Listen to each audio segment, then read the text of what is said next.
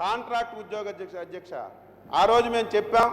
అధికారంలోకి వచ్చిన వెంటనే పెద్దలు రామకృష్ణ గారి నాయకత్వంలో ఒక సబ్ కమిటీ వేశాం. ఇప్పుడు 2-3 పర్యాయాలు కూర్చున్నాం.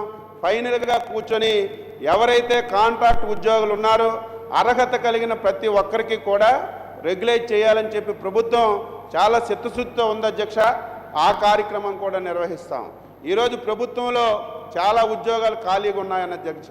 ఈరోజు రాష్ట్ర ఆర్థిక పరిస్థితి గురించి మాట్లాడడం లేదు.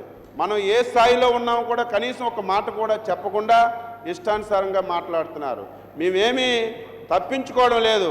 మేనిఫెస్టోలో పెట్టామని చెప్పాం. ఇంతవరకు మేనిఫెస్టోలో పెట్టినటువంటి చాలా సమస్యలు ఏ రాష్ట్ర ప్రభుత్వం కూడా ఏ పార్టీ కూడా ఇంత తక్కువ సమయంలో హామీలన్నీ ఒక్కొక్కటి నెరవేర్చాం అధ్యక్ష. ఈరోజు రైతాంగానికి రుణమాఫీ ఇచ్చాం, డ్వాక్రా వాళ్ళకి రుణమాఫీ ఇచ్చాం, పెన్షన్ 1000 రూపాయలు చేశాం, 1500 రూపాయలు పెన్షన్ చేశాం. మొన్ననే అంగన్వాడీ ఉద్యోగస్తులకి శాలరీస్ కూడా రిలీజ్ చేశాం అధ్యక్ష. ఇన్ని సమస్యలు ఉన్నా సరే ఏదైతే మేనిఫెస్టోలో పెట్టామో ఒక్కొక్కటి పరిష్కరించుకొని ముందుకు వెళ్తున్నాం.